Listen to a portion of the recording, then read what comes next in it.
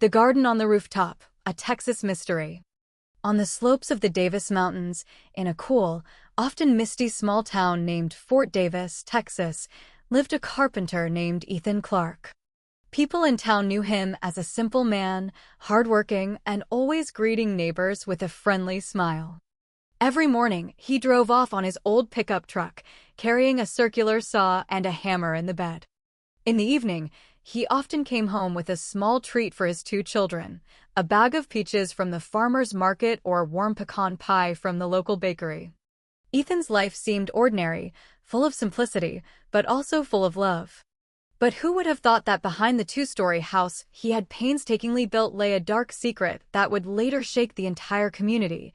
The house stood at the end of a narrow alley, barely wide enough for a large vehicle. Its siding was starting to fade, but still looked sturdy. The ground floor was used for the living room and kitchen. The upstairs, however, was originally just an empty storage attic. But since mid-2022, the upstairs had been converted into a small garden. People often saw his wife, Laura Clark, watering the vegetables every afternoon. Basil grew lush, jalapeno peppers lined up, and lemongrass stood tall and green. From the outside, everything looked fertile and beautiful, as if the house was full of life. No one suspected that this small garden was a cover for something far more terrible: the disappearance of Ethan. In late August 2022, Ethan suddenly disappeared. Initially, the neighbors were just surprised because the sound of his saw was no longer heard from the workshop behind the house. His pickup truck was still parked in the driveway, covered in a thin layer of dust. His clothes were still hanging in the closet. Even his worn leather wallet was on the bedroom dresser. However, Laura always responded coldly when questioned by neighbors. "He went away for work," she said. She never showed the slightest sign of distress, unlike a wife abandoned without news. Instead, her calmness gave the neighbors the chills. Ethan's two children, Riley, age 10, and Sophie, just 7, often asked when their father was coming home. Innocently, they believed their mother's answer that their father was working out of state. Every evening, they gazed at the small road from the window, hoping to see Ethan's warm smile appear. But all that arrived was the shadow of the evening and the distant sound of the church bells ringing the Angelus. The most worried was certainly Scott Clark, Ethan's younger brother. He knew his brother would never leave just like that. Ethan always sent a quick text or a phone call. More than a month without any news left Scott sleepless. His mind kept returning to his brother's last message: "Family comes first. Whatever happens."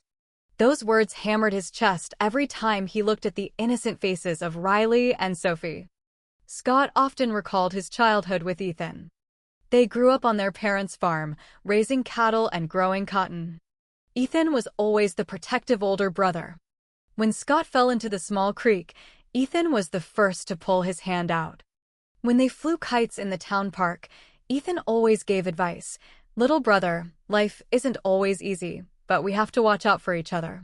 That memory was so vivid in Scott's mind, making it hard for him to accept that his brother had vanished without a trace.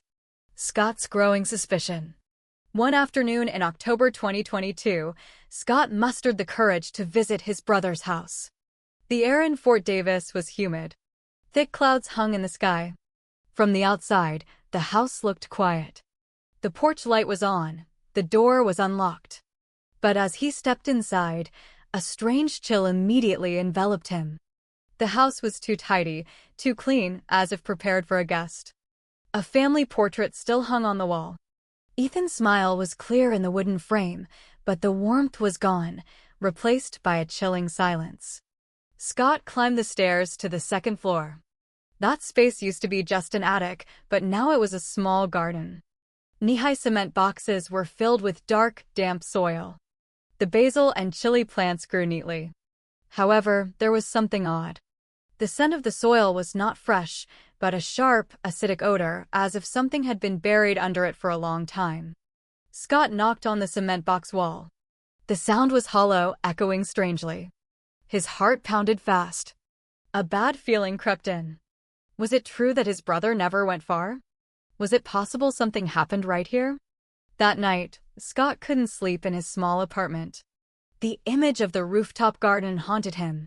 His memory flashed back to his childhood with Ethan, running in the fields and flying kites in the mountain wind. He could still hear his brother's voice saying, "We, big brother and little brother, have to look out for each other." Tears fell without him realizing it. His heart churned. There was something he had to do.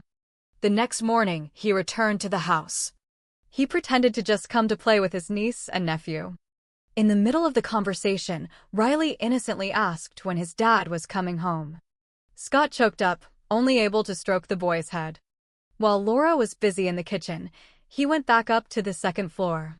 His hand felt the damp soil.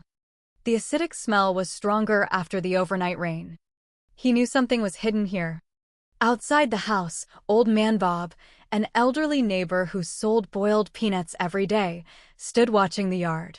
He whispered to Scott when they crossed paths, "The smell from that house is not natural, like a big carcass." "I'm afraid to say it, but you must know too." Those words now echoed in Scott's ears. His steps grew heavy, but his conviction grew stronger. He could no longer pretend. He had to seek the truth, no matter how bitter. And for the first time in his life, Scott felt horror toward the house that was once full of laughter. The fracture of a marriage. The love that first grew from smiles and attention in that home slowly turned into fear. Laura Clark was once a cheerful girl, friendly to neighbors and good at keeping house. When she married Ethan Clark, many were envious. They looked like a perfect match. Ethan, the hard-working man, and Laura, the gentle woman who loved to cook. In the early days of their marriage, their small house in Fort Davis was often filled with the aroma of beef chili or freshly baked cornbread. Neighbors were often invited to eat together. However, years passed and the smiles faded. All that remained were cold conversations, suspicious glances, and small arguments that grew louder over time. Some said Laura felt pressured because Ethan was too busy with his work. Every night, the man came home exhausted, only wanting to rest. Laura felt alone taking care of the children. But others whispered that behind Ethan's calm demeanor, he was hiding a secret. Whether true or not, the gossip was enough to turn the small flame in Laura's heart into a burning coal. Their days were colored by suspicion. When Ethan was gone for too long, Laura felt something was being hidden. When Ethan answered the phone, she asked in a sharp tone. The husband and wife's relationship grew strained. The love that was once the reason they built their house at the end of the alley was now a high wall separating their hearts. The night of the storm. The fateful night happened at the end of August 2022. It was raining heavily. The mountain wind blew, bringing a chilling cold. The children were already asleep. Meanwhile, in the kitchen, Ethan and Laura sat facing each other. Plates of dinner remained on the table, but they had no appetite. Ethan spoke in a heavy voice, "I'm tired, Laura. I want us to separate." The sentence hit Laura's ears like a thunderclap in the dark. Laura went silent. Her face was pale. All the fear she had kept exploded, fear of losing the children. Fear of being looked down upon by neighbors. Fear of being left alone. Her hand trembled as she poured coffee. There, either out of panic or a surge of anger, she dropped in sleeping pills she had long kept for herself. She offered the coffee with a hollow smile. Ethan drank it, never suspecting that the sip would be the beginning of the end of his life. A few minutes later, Ethan slumped weakly. His eyes were heavy, his breathing began to slow. Laura panicked. She shook her husband's body. But fear was stronger than affection. In her panic, she grabbed a crowbar lying in the corner of the kitchen. Her mind went dark at that moment. One strike was enough to end it. One blow that severed the life path of a husband and a father. The house suddenly fell silent. Only the sound of the rain on the roof and the ticking of the wall clock could be heard. Laura stood there, her body shaking. Her eyes were empty. Her tears fell. But she didn't stop. She covered Ethan's body with a blanket. Then, that same night, she began to plan. She called a man she knew from the hardware store, asking for help buying cement and tiles. In the middle of the night, they carried sacks upstairs to the second floor. No one knew, only the sound of a creaking dolly passing through the narrow alley. A few days later, the small rooftop garden stood complete.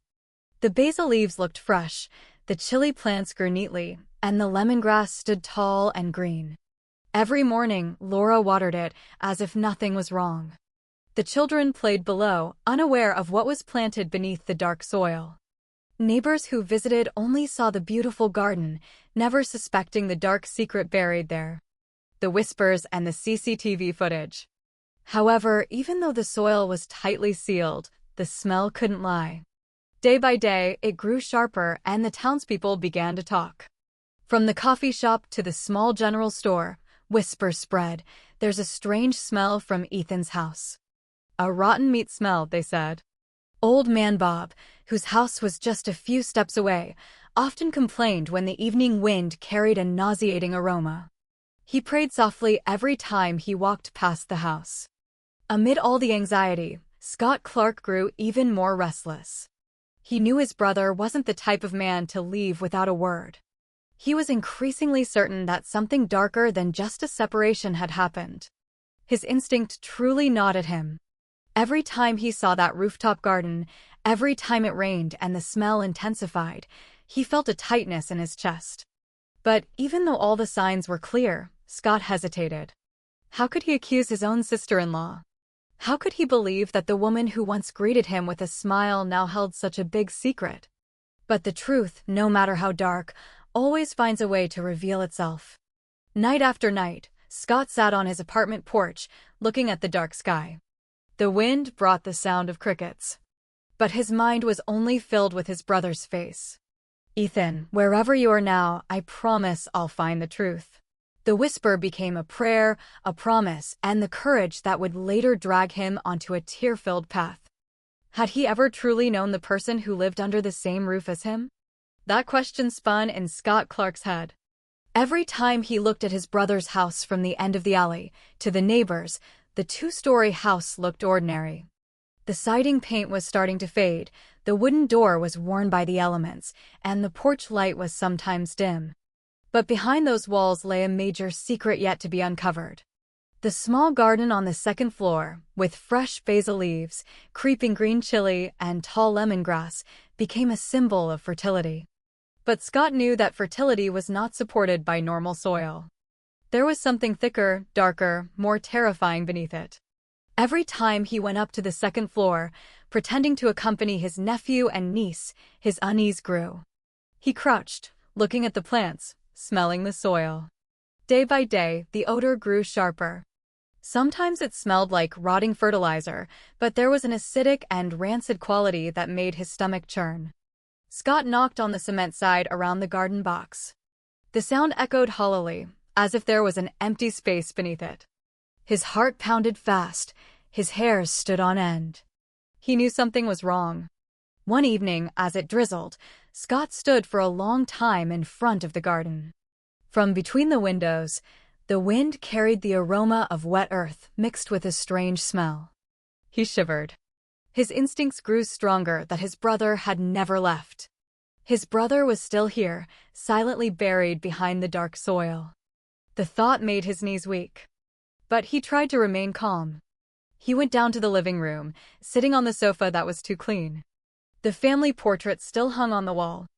Ethan's smile in the wooden frame seemed to mock, seemed to want to say something. Scott stared at the photo for a long time, his eyes welling up.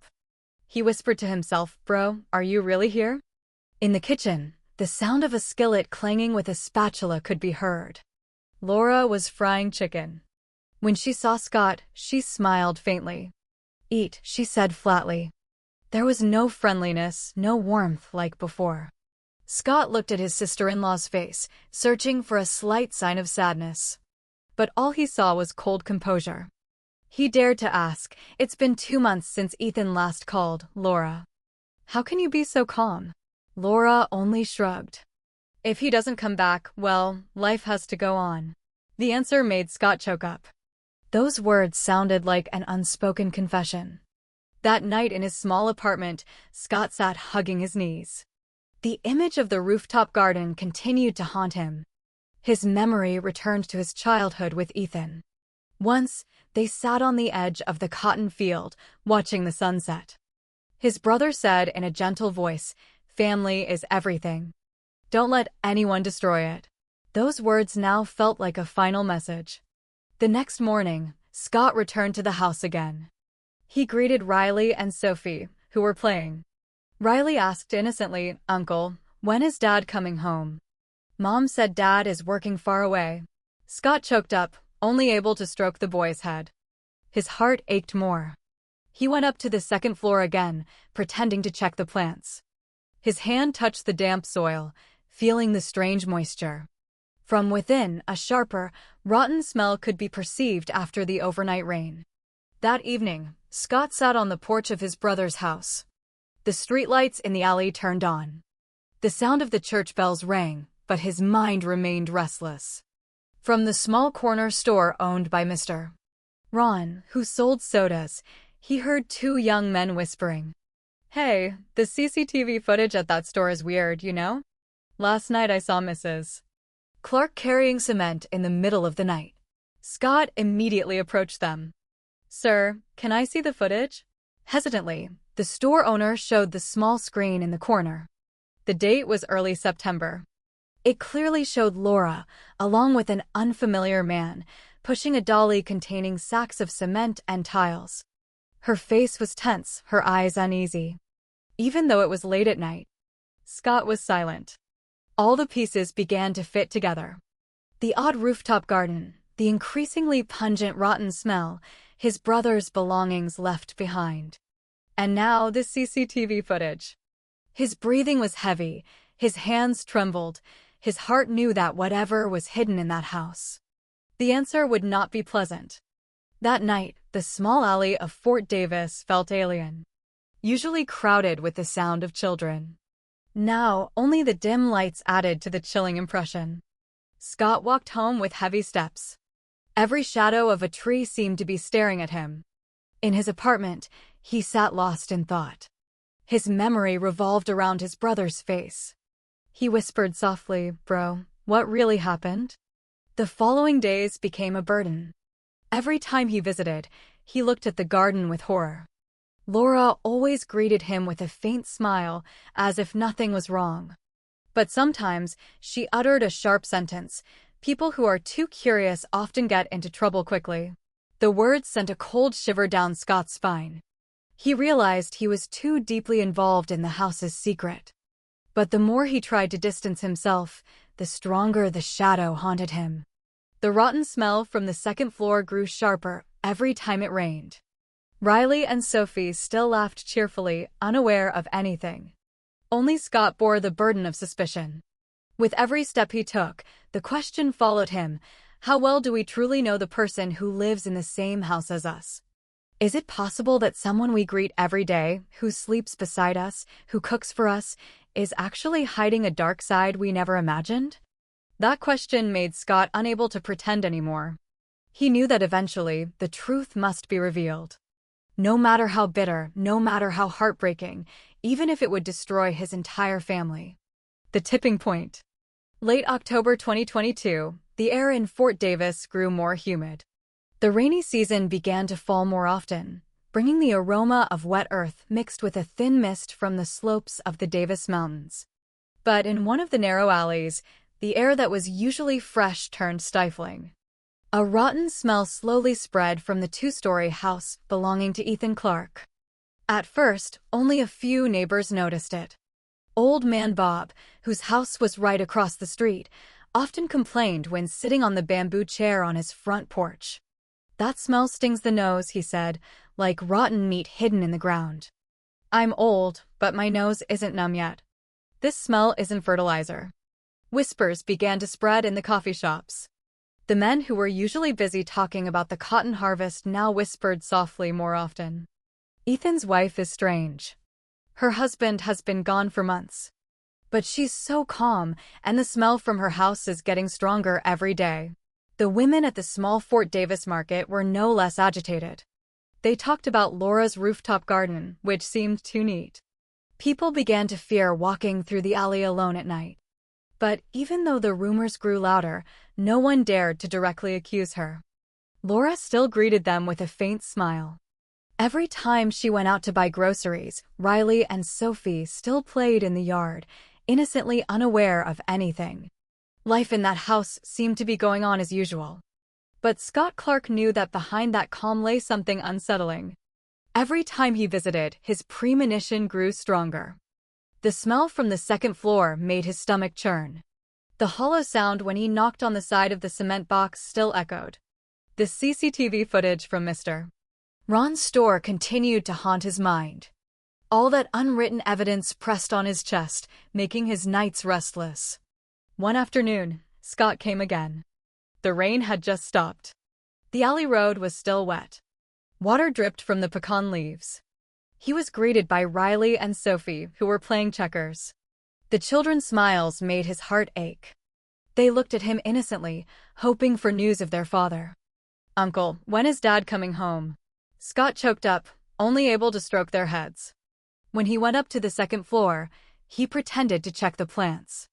But this time, his hand bravely dug a little in the corner of the garden using the tip of a small spoon he had secretly brought.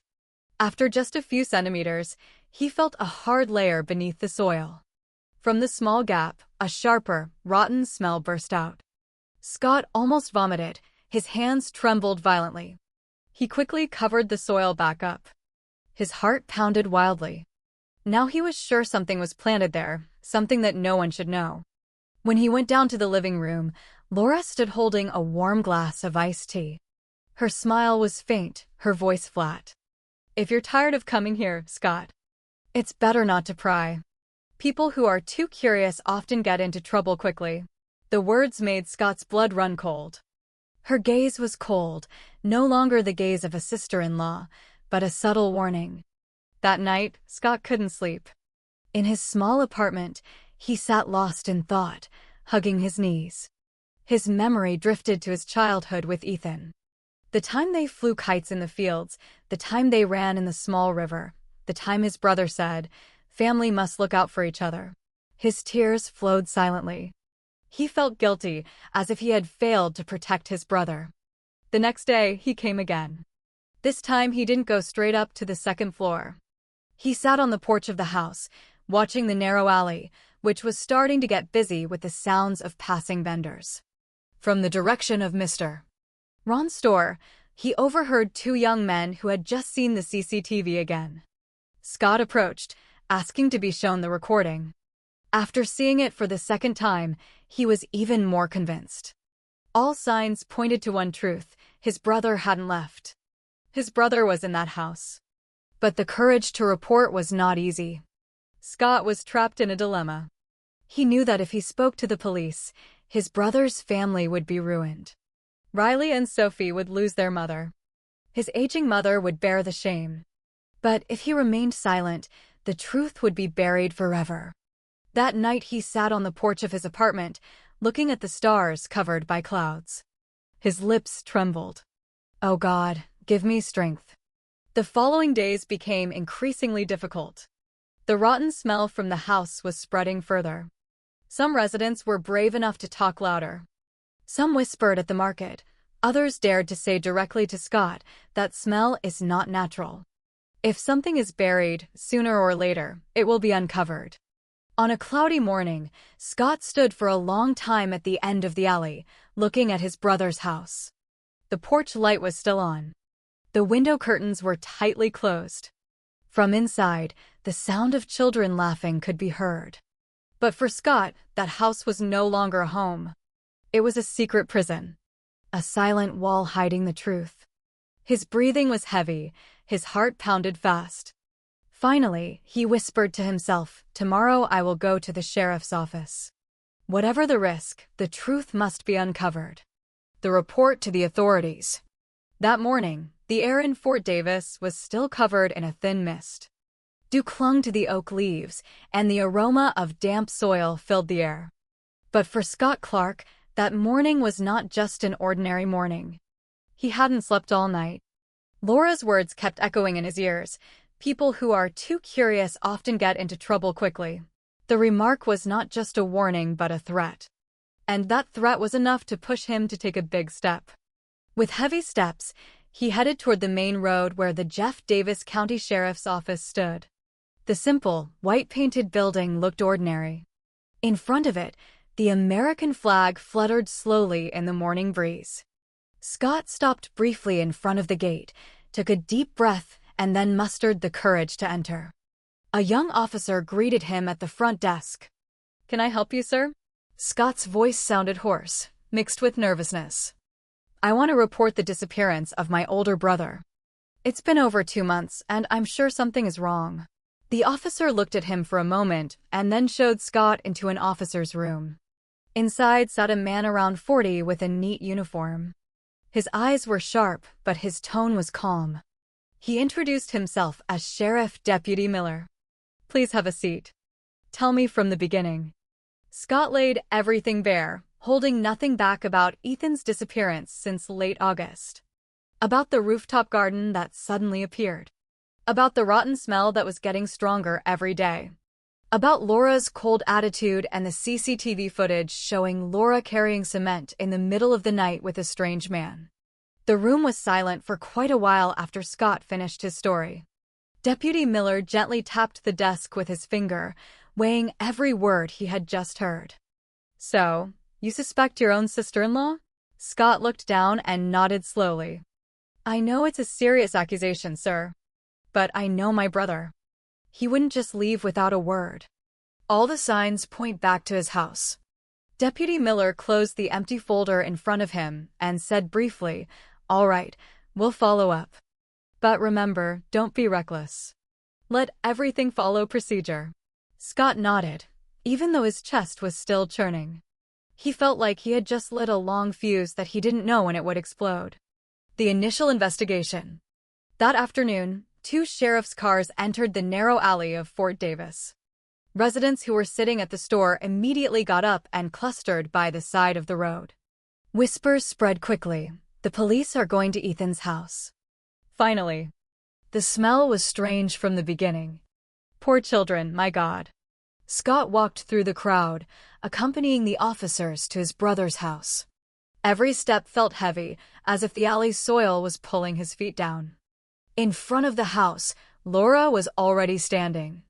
Her expression showed surprise for a moment, but quickly turned flat. With a cold voice, she asked, "What is this, officer?"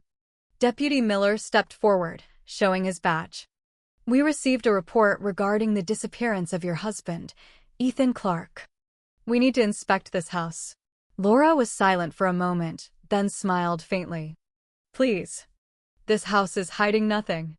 The inspection began. The police searched the living room, noting every detail. The family portrait still hung on the wall. Ethan's clothes were still neatly in the closet. Even his wallet and old watch were still lying on the dresser. An officer shook his head, whispering, "It's strange for someone going far to leave all this behind."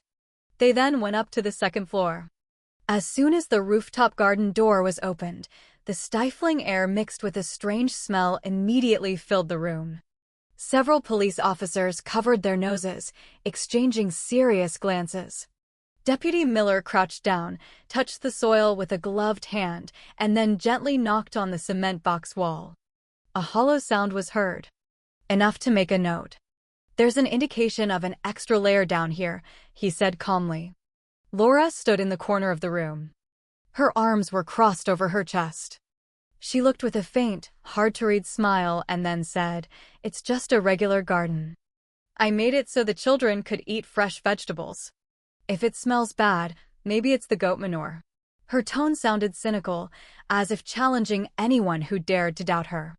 The officers didn't immediately dig.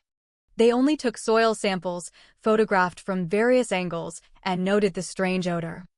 A young police officer approached Deputy Miller and whispered, "Sir, the smell is unusual." Deputy Miller only nodded briefly and wrote it down in his notebook. "Send it to the lab. Don't jump to conclusions yet." Scott stood behind them. Cold sweat moistened his temples. Every time an officer knocked or touched the garden, his heart pounded wildly. He felt increasingly certain that his premonition was correct, but at the same time, He was terrified of imagining what would be revealed. Almost an hour passed before the initial inspection was completed. The officers came out carrying plastic bags containing soil samples, a documentation camera, and notes. The residents waiting outside grew more excited, looking full of questions. Some whispered softly. Some shook their heads. Others prayed silently. Scott stood frozen in the yard. His eyes followed every step of the officers. Deputy Miller patted his shoulder, saying softly, "We will return tomorrow with complete equipment. Whatever we find later, you must be ready." This may not be easy to accept. Scott swallowed hard, only able to nod. He knew those words were not just procedure, but a harsh warning. From behind the house window, Laura was seen looking out. The faint smile was still on her face. But this time, there was something colder, as if challenging not only Scott, but also the law that was about to knock on her door. The small alley of Fort Davis that night became increasingly noisy with whispers. But for Scott, those voices disappeared, swallowed by anxiety. In his heart, he prayed softly, "Oh God, whatever is revealed tomorrow, give me the strength to accept it." The digging begins. The next morning, the town of Fort Davis seemed to hold its breath. Since the sun was just rising behind the pine trees, the news had spread throughout the entire community. Today, the rooftop garden at Ethan Clark's house would be fully inspected by the sheriff's department. Residents came in droves. Some pretended to pass by on their way to the market. Some sat at the store waiting. Others stood at the alley corner, their gazes full of curiosity. The narrow alley, usually filled with the sound of children, was now only adorned with whispers. People kept their voices down, as if afraid to disturb the tension hanging in the air. From the end of the road, two sheriff's vehicles slowly entered. The doors opened. Several officers got out, carrying a power drill, a large sledgehammer, and boxes containing evidence bags. In front of the house, Laura Clark was already waiting. She wore a simple light blue dress. Her hair was neatly tied back, her face was flat, without expression. As if none of this mattered. "Please, officer. Just do it." Her tone was calm, but it was what gave Scott the chills. Too calm, as if challenging them. The officers immediately evacuated Laura's two children, Riley and Sophie, to a neighbor's house so they wouldn't see. The children were confused, wondering why there were so many police officers. Scott looked down, his eyes tearing up, his heart broken. Seeing the innocence of his nephew and niece, who didn't yet understand what was about to happen. Deputy Miller gave a brief command, "We focus on the rooftop garden. Note every detail, do not act alone." The officers went up to the second floor with heavy steps. As soon as the door was opened, the stifling air immediately enveloped them. No one spoke, but everyone knew the smell was not an ordinary one. The power drill was turned on. Its roar filled the room. The square tiles vibrated, crack after crack appeared. Thin dust flew everywhere. Scott stood behind, his two hands clenched. Every time a tile split, he felt his body splitting too. He wanted to close his eyes, but couldn't look away. After a few minutes, the tile layer began to peel off, revealing hard cement underneath. The large sledgehammer was brought down. The first strike sounded loud, making the residents outside spontaneously fall silent. "Continue," Deputy Miller said firmly. The next hit created new cracks. From the small gap, the stifling air came out stronger. Several officers covered their noses but continued to work. Scott held his breath, his stomach churning. He only had one prayer in his heart, "Oh God, strengthen me." Outside the house, the atmosphere grew silent. The sound of the hammer mixed with heavy breathing. People held their curiosity mixed with horror. Laura stood in the corner of the room. Her eyes stared at Scott.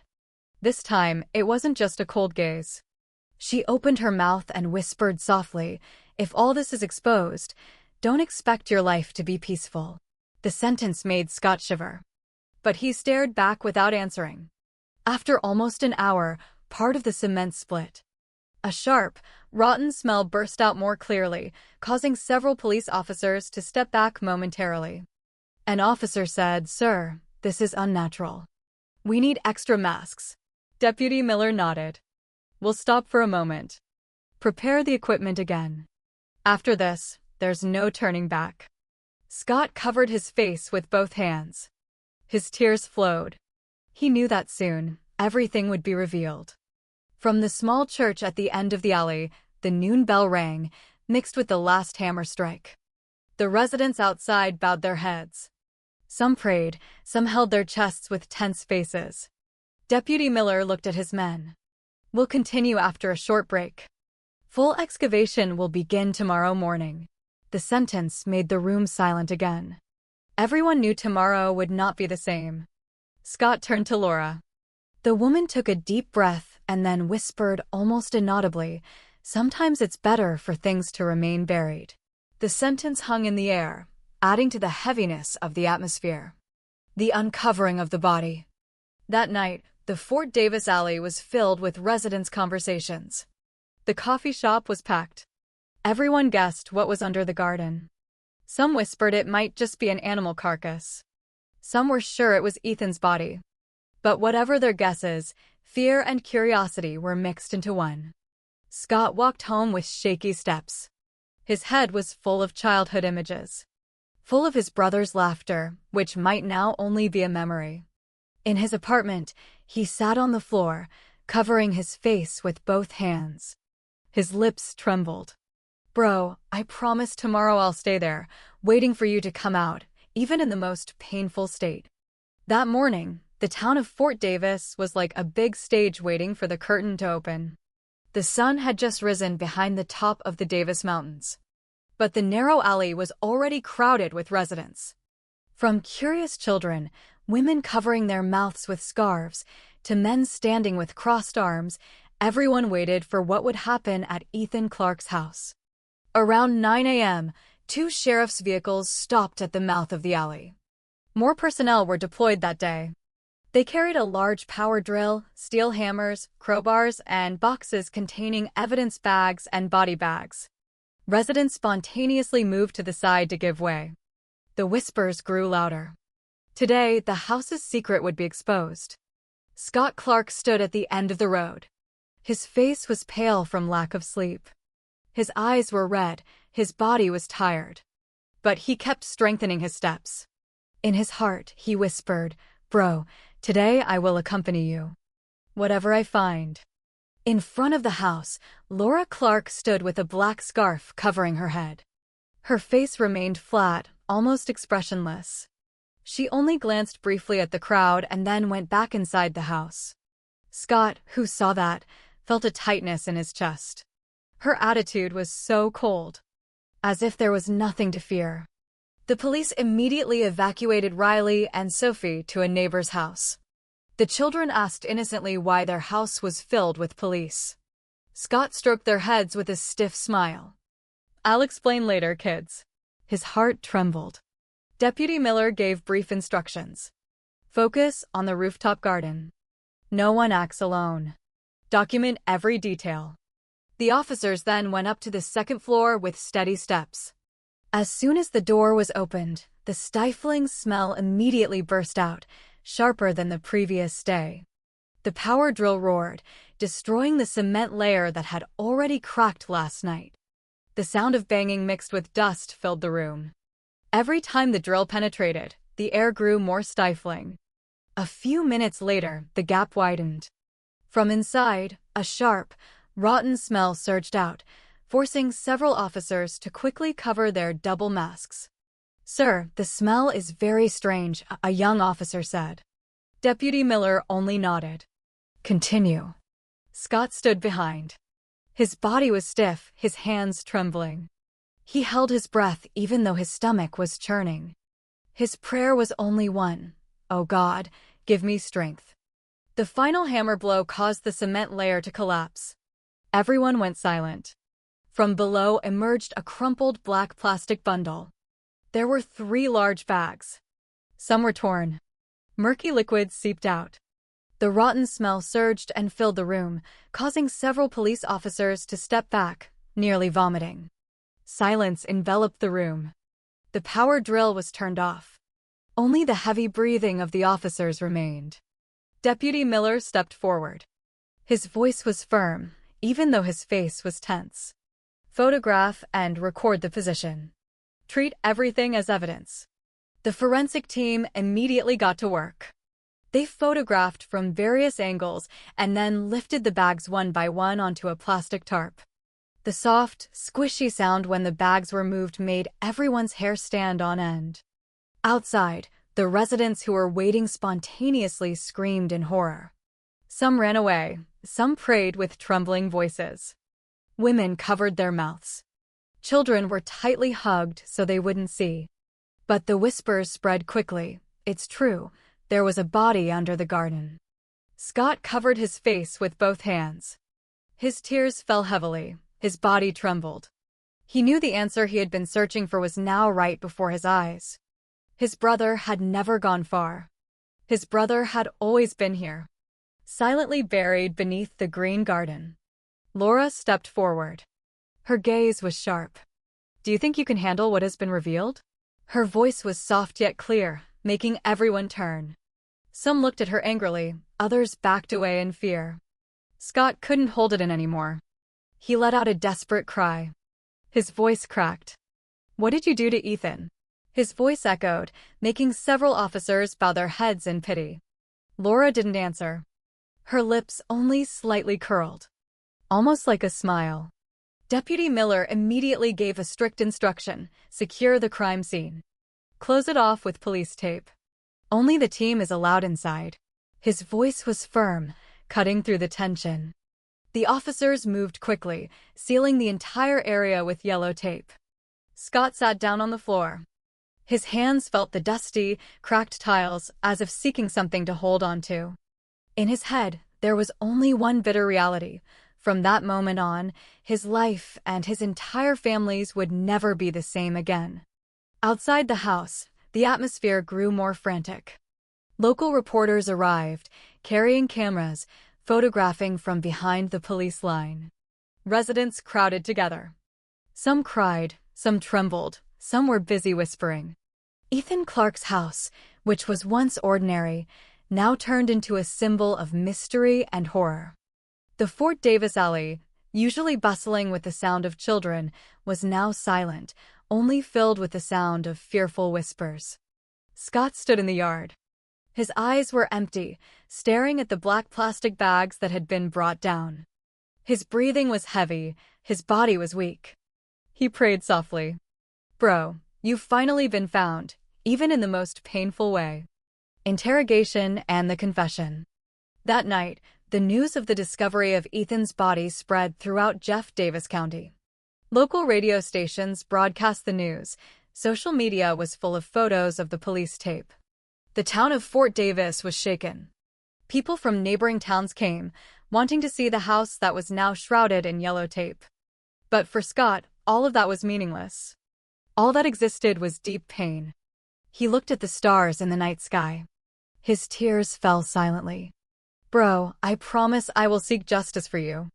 The night after the excavation at Ethan's house, the sheriff's office was bustling. Several reporters waited outside the fence. Camera lights were ready to flash every time an officer came out. Inside, the atmosphere was much tenser.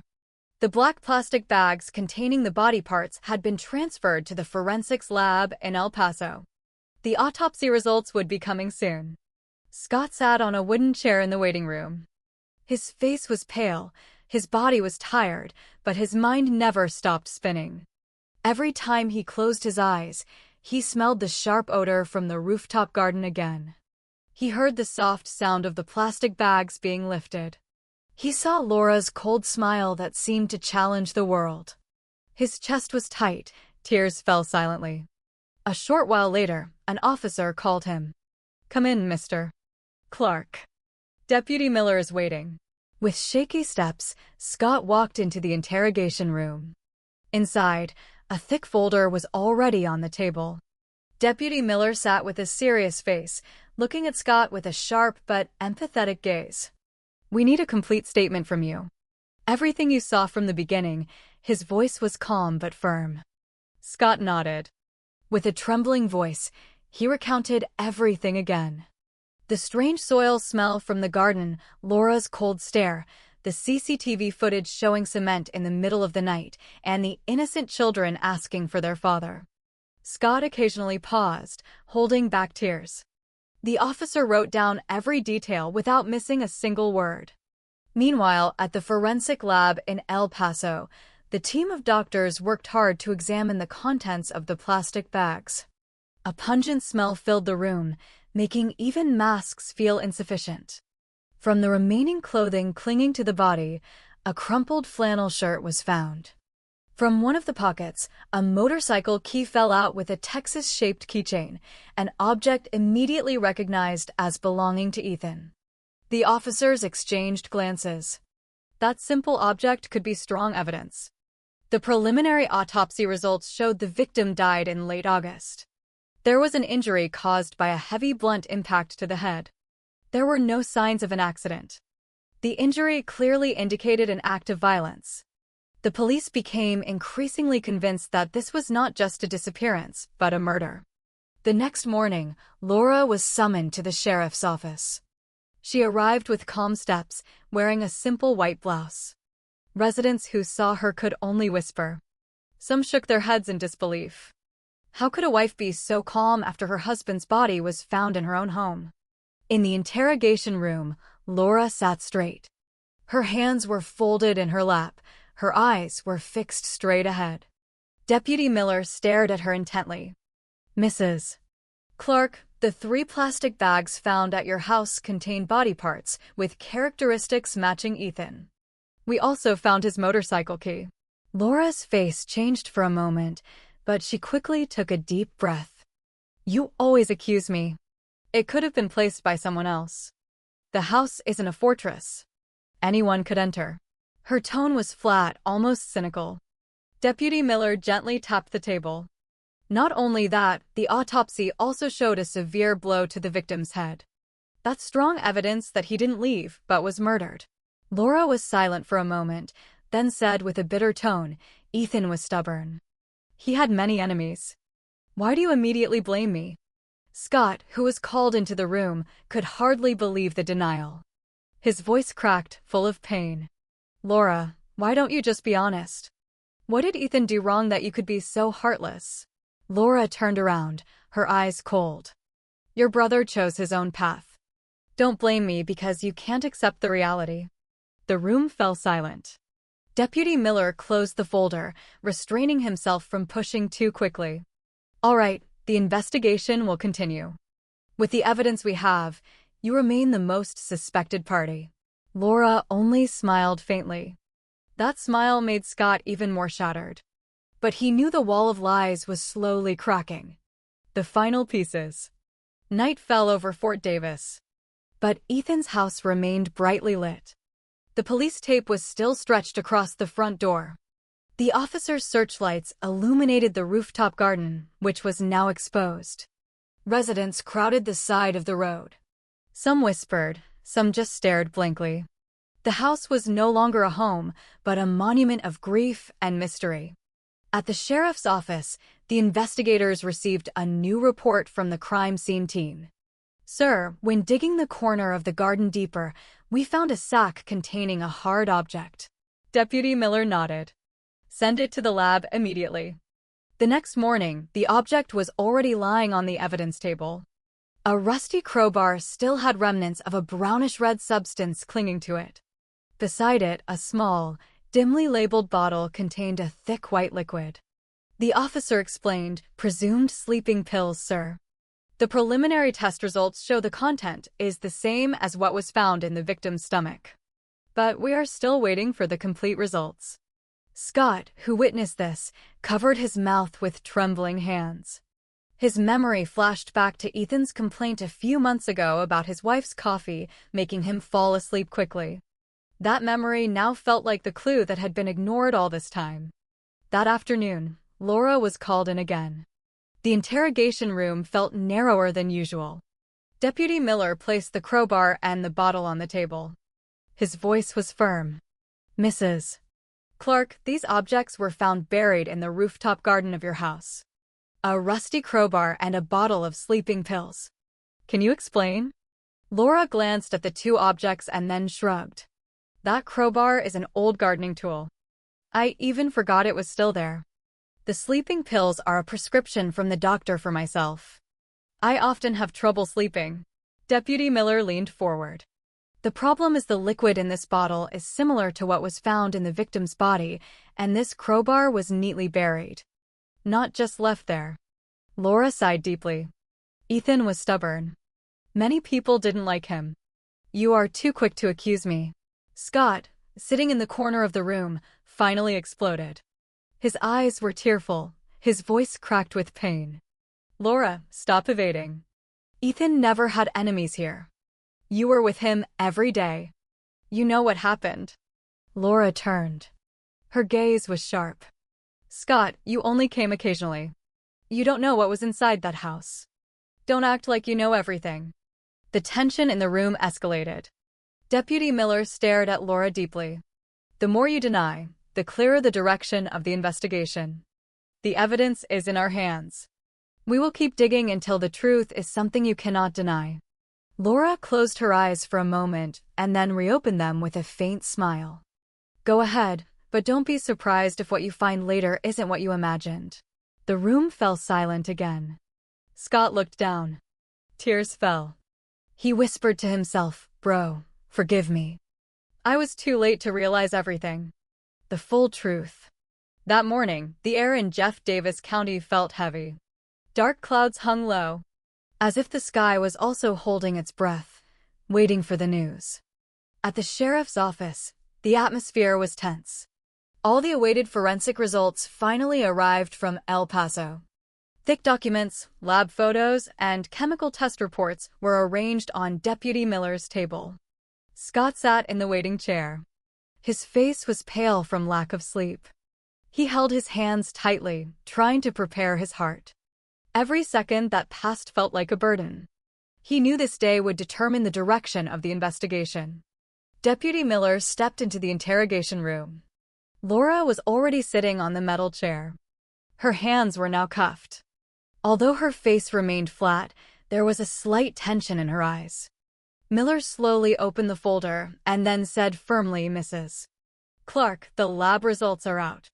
The crowbar we found in the garden is not only stained with the victim's blood, but it also carries your fingerprints." Laura's face tensed for a moment, but she quickly took a breath, trying to regain her composure. "Fingerprints? That's natural. I used it for the garden. That's not proof I hit him." Deputy Miller tapped the table with his index finger, restraining his emotion. "Not only that, the sleeping pill bottle we found also has the same content as what was in the victim's stomach. It's hard to say all this is just a coincidence." Laura smiled faintly. Although her face was starting to lose its composure, "You think I'm stupid. Evidence can be fabricated. Anyone can place that bottle in my house." Scott, sitting in the corner of the room, couldn't take it anymore.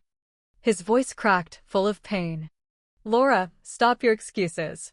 Ethan didn't deserve to die this way. You know what kind of person he was." Laura turned slowly. Her eyes were cold, her voice low but sharp. "Scott, you only saw the outside of your brother. You didn't live under the same roof with him. Don't act like you know everything." The room fell silent. The tension thickened. Deputy Miller leaned forward. His voice was heavy, slow, but sharp.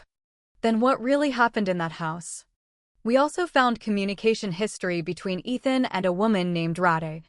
Was that why you felt threatened?" For the first time, Laura's gaze changed. There was a brief flash in her eyes. She quickly looked down, covering her face with her hair. "Don't mix personal matters. You don't know anything." Scott was startled to hear that name. Rade. He remembered hearing Ethan mention that name in a phone conversation. But he never suspected anything. Now all the pieces seemed to be connecting. Deputy Miller slowly closed the folder. His voice remained cold. The more you close yourself off, the clearer the direction of the investigation. The evidence is in our hands. The name Radha is just one entry point. We will keep digging until everything is revealed. Laura was silent. Her face was no longer as firm as before. She closed her eyes for a moment and then reopened them with a faint smile. Go ahead, but don't be surprised if the truth is not as simple as you think. Scott looked down. Tears fell. In his heart, he whispered softly, Bro, I'm sorry. I was too late to realize everything. Meanwhile, outside the interrogation room, the sheriff's office was getting busier. Local media had gathered outside the fence, waiting for the latest developments. Rumors spread to the surrounding towns. Residents of Fort Davis whispered at the coffee shops. Some were sure Laura was guilty, others considered her just a victim of circumstances. In the lab, the forensic team completed their report. The final results mentioned three main things. First, the victim died from a heavy blow to the head using a blunt object consistent with the crowbar found. Second, a high level of sleeping pills was found in the victim's stomach, enough to make him lose consciousness. Third, Laura's fingerprints were clearly identified on the crowbar. This combination of evidence was virtually undeniable. Deputy Miller brought the report into the interrogation room. He looked at Laura once more. Mrs. Clark, the evidence is getting stronger. I suggest you stop denying it. The longer you hold out, the heavier the sentence awaiting you. Laura bit her lip, her face rigid. But for the first time, her eyes welled up. She looked down and then said softly, You don't understand. I was just afraid of losing everything. Scott stared at her sharply. You didn't just lose, Laura. You made your children lose their father, his mother lose her daughter-in-law, and me lose my brother. His voice trembled, but was full of anguish. The room fell silent again. Only the heavy ticking of the wall clock could be heard. Outside, the rain fell slowly. Fort Davis was shrouded in a gloomy evening mist. For the residents, this case was already a big story, a topic of conversation at the market, in the fields, at the store. But for Scott, this was not just a story. This was a real wound that would scar his family forever. The full confession. The sky over Jeff Davis County that evening was gray. Light rain fell, wetting the sheriff's office yard. From behind the small bars in the temporary detention room, Laura Clark sat huddled. Her hands were folded on her lap. Her face was pale, but her eyes still tried hard to look composed. Since the forensic results were announced that morning, her attitude had begun to change. If she previously always answered coldly, now she occasionally fell silent for a long time, looking down or sighing heavily. As if the wall she had built was slowly cracking. Deputy Miller decided to continue the interrogation that night. The room was made quieter. There was only one lamp above the table. There weren't many officers, only Miller, a young investigator who was taking notes, and Scott, sitting in the corner of the room as a family witness. Laura was brought in with handcuffs on her hands. She sat down slowly, looking down. Deputy Miller opened the folder and placed it on the table. These forensic results are clear, Mrs. Clark. The blow to the victim's head is consistent with the crowbar found. In his stomach, there were sleeping pills with the same content as in the small bottle from your house. Your fingerprints are also on that crowbar. What else can you deny? The atmosphere was silent. Laura stared at the table. Her fingers trembled. Her lips moved slowly, but there was no sound. Scott held his breath. For him, this moment was very difficult. He wanted to hear the truth, but was also afraid of the answer that would come out. Deputy Miller leaned forward. Laura, I know you weren't born a bad person. No one suddenly becomes a killer without a reason. We want to know why. Tell the truth for the sake of your children. Those words made Laura look up. For the first time, her eyes welled up, tears slowly fell down her cheeks. She took a deep breath, and then her voice cracked. I was just afraid. Afraid of losing everything. Scott looked up. His chest was tight. Losing what, Laura? You made all of us lose Ethan. Laura bit her lip. Her voice trembled. Since the beginning of the year, Ethan changed. He often went out at night, often received calls from someone. I was suspicious, I was afraid. I couldn't sleep every night. Every time I looked at him, I felt he would leave me and take the children. Scott was silent. In his heart, he remembered the name Rade that had been mentioned in the investigation. It turned out to be true. The shadow of a third person haunted his brother's marriage. Deputy Miller said softly, "So jealousy was what made you do it." Laura covered her face with both hands. That night, the last night of August, we had a big fight. Ethan talked about separating. He said it was better to separate than to keep fighting. Those words made my head go dark. I couldn't accept the reality. Her voice cracked, she sobbed. I mixed the sleeping pills into his coffee. I thought it was just to calm him down, so he wouldn't be angry anymore. But when he fell asleep, I took the crowbar. I didn't know what was in my head.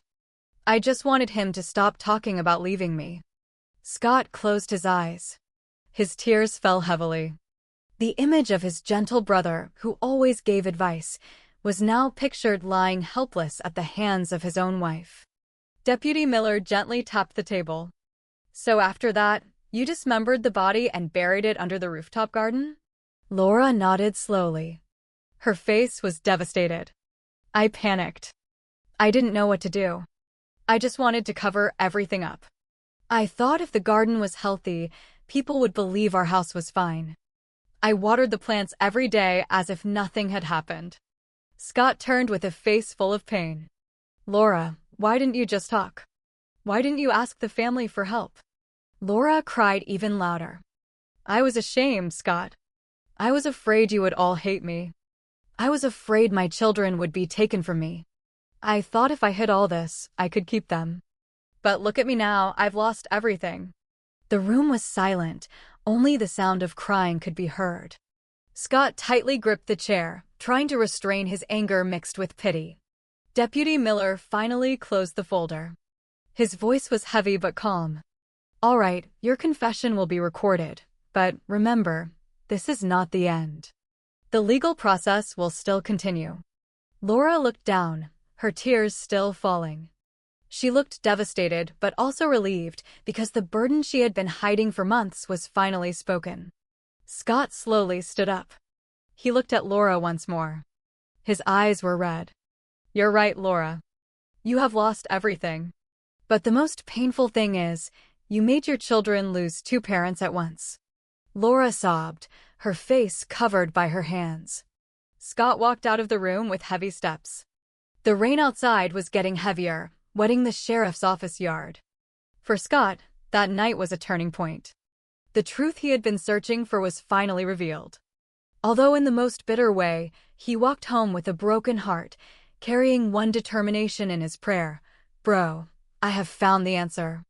Now my duty is to protect your children so they can still grow up with love, not with scars. A family broken. The next day, the news of Laura Clark's confession had spread throughout Fort Davis. From the coffee shops, the general store to the cotton fields, people whispered softly, as if they couldn't believe that a simple woman could hide such a dark secret. However, the hardest part was not the residents' rumors, but how the news reached Ethan's extended family.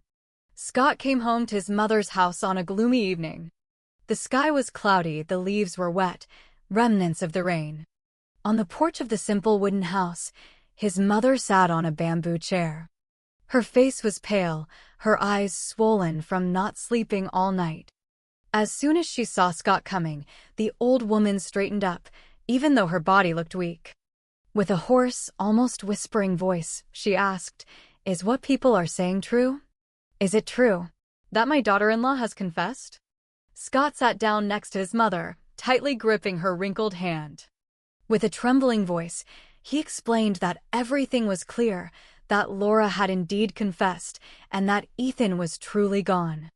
His mother's body shook violently. The thin shawl she was wearing fell to the floor. Tears flowed heavily. She covered her face with both hands, wailing to God. Why did their family have to be destroyed this way?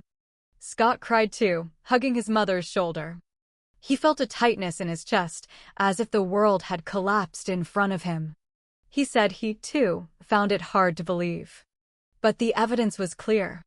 There was nothing more that could be denied. For a long time, they were silent, only in tears. The evening wind blew, carrying the aroma of wet earth. The house was filled with a heavy silence, as if also feeling the unhealed wound. A short while later, Ethan's 2 children ran from the backyard. Sophie, aged 7, and her older brother, Riley, who was 10. Their faces were innocent, unaware of what was actually happening to their small family. Sophie looked at Uncle Scott with clear eyes full of hope, and then asked when her dad would come home and where her mother was. That question hit Scott's chest like a hammer. He choked up. His tongue was tied. He could only stroke his niece and nephew's heads, promising in his heart that he would not leave them alone. Little Riley hugged Scott's waist tightly, whispering softly that he missed his dad. Small tears fell on his cheeks. The children's crying broke the atmosphere, making the house even more sorrowful. Scott's mother could only reach out to her grandchildren, hugging them tightly while whispering for them to be strong. That night, the small family home was filled with an atmosphere of grief. Several neighbors came, bringing food and offering condolences, even though there hadn't been a funeral yet because Ethan's body was still at the forensic lab. In the kitchen, Mrs. Smith, an old neighbor, whispered to Scott. She felt sorry for the children who had lost their father while their mother was now entangled in a case. She asked what their fate would be later. Scott only looked down with tearful eyes. He briefly answered that no matter what happened, he would take care of them. Mrs. Smith nodded, patted his shoulder, and prayed that Scott would be given strength. That night, Scott couldn't sleep. The image of Laura's confession kept haunting his mind. Laura's words that she was only afraid of losing everything echoed repeatedly in his head. He felt angry, but on the other hand, he also felt pity. Angry because his brother was snatched away so cruelly. But pity because Laura's children now had to bear a sin that wasn't theirs. Around midnight, he heard small sobs from the next room. He peeked and saw Sophie still awake, hugging a worn doll given by Ethan. The child softly said that she dreamed her dad came, smiled, and told her not to be afraid. But she was confused about why her dad hadn't come home yet. Scott entered, sat on the edge of the bed, and gently stroked the child's hair. He comforted her by saying that sometimes the people we love can't come back, but they are still in our hearts, watching over us from afar. Sophie was silent, her eyes welling up, and then she said that she had to be strong for her brother and grandmother. Scott held back his tears, smiled faintly, and confirmed that that was what she had to do. Finally, Sophie fell asleep, although still quietly sobbing. Scott sat beside her for a long time, looking at the innocent face that now had to face a harsh reality too soon. The Day of Judgment. The next morning, the town of Fort Davis was even more bustling. People gathered at the coffee shops, discussing the case with various versions. Some mocked Laura, calling her cruel. Others whispered that perhaps she was just a victim of uncontrolled fear. But in Scott's family home, there was no more room for gossip. All that existed was grief, prayer, and hope that the children could get through the huge storm of life. Scott sat on the porch, looking at the town road wet with morning dew. In his heart, he promised that even though his brother's life had been taken, he would not let the children grow up in the shadow of hatred. Softly, he prayed that God would strengthen his steps. Because from that moment on, the family's responsibility rested on his shoulders. The day of the trial finally arrived. That morning, the Jeff Davis County sky was gray. Thick clouds hung low, as if also pressing down on the atmosphere. The road leading to the district court was filled with residents. Some came out of curiosity, some came out of sympathy, and some just wanted to witness the history of the case that had shaken the entire region. Outside the courthouse, street vendors shouted, offering snacks. Reporters crowded together, cameras ready to capture every moment. Meanwhile, police officers guarded the area to keep the crowd orderly.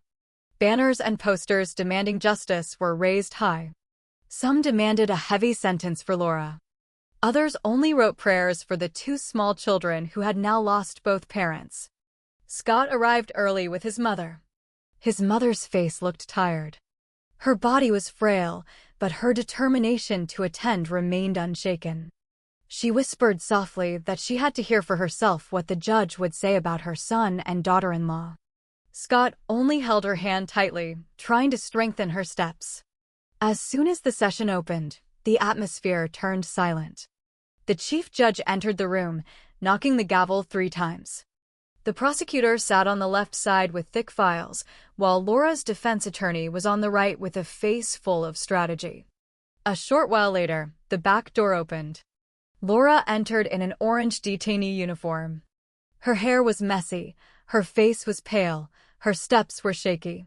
She looked down, avoiding the gaze of dozens of pairs of eyes piercing her. Scott looked at her with a mixed heart, anger, disappointment.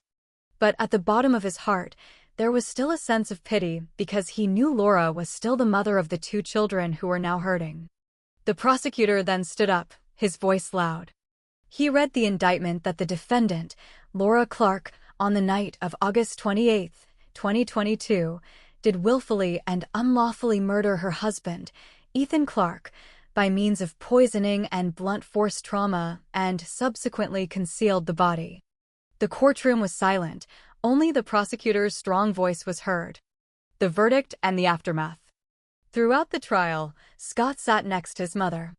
Every piece of evidence, every witness statement, from Old Man Bob about the strange smell to the police officers who found the crowbar, pierced his heart like a knife. He kept his hands tightly clasped, trying to remain strong for his mother. Laura sat silently, occasionally glancing at her defense attorney. She never once looked at Scott or her mother-in-law. Her face remained flat, devoid of emotion. But Scott knew that behind that stillness, a fierce storm was raging. The peak of the trial came when the final forensics report was presented. The clear evidence of sleeping pills in Ethan's body and Laura's fingerprints on the murder weapon left no room for doubt. The prosecutor demanded the maximum sentence for her cruel and premeditated act. The defense attorney argued for leniency, citing Laura's emotional distress, postpartum depression, and the fear of losing her children due to Ethan's alleged infidelity, which caused her to lose control. But the judge's face remained hard. After weeks of trial, the day of the verdict arrived. The courtroom was packed.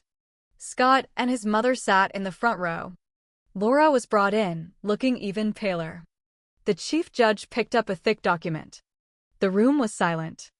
The judge's voice was heavy and clear, based on the evidence and the defendant's confession.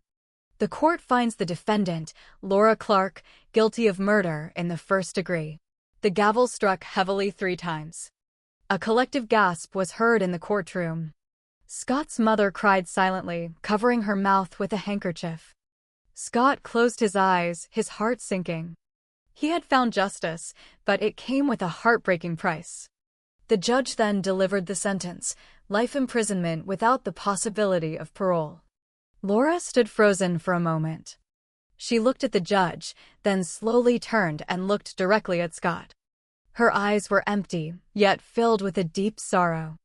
It was a look that said, "I did it, but I lost everything." Scott could only stare back. He felt no triumph, only a deep, unshakable grief. The new beginning. Weeks later, a small, somber funeral was held in Fort Davis. Ethan Clark was finally laid to rest in the local cemetery, with the majestic Davis Mountains watching over his final resting place. The community was there, offering support and silence.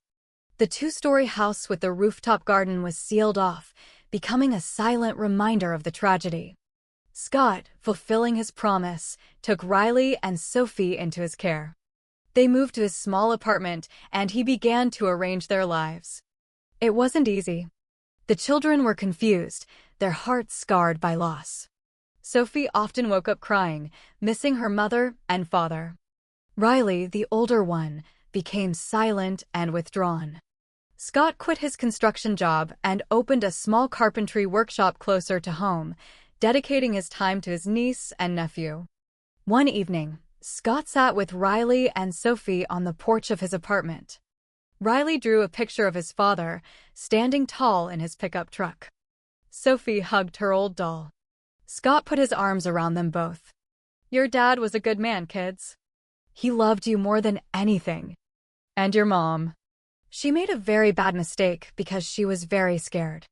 But remember, the love your dad gave you is still here. In your heart and in me." Riley looked at him with tearful eyes. "Will we ever be happy again, Uncle Scott?" Scott squeezed his shoulder. "Yes, we will, buddy. It will take time.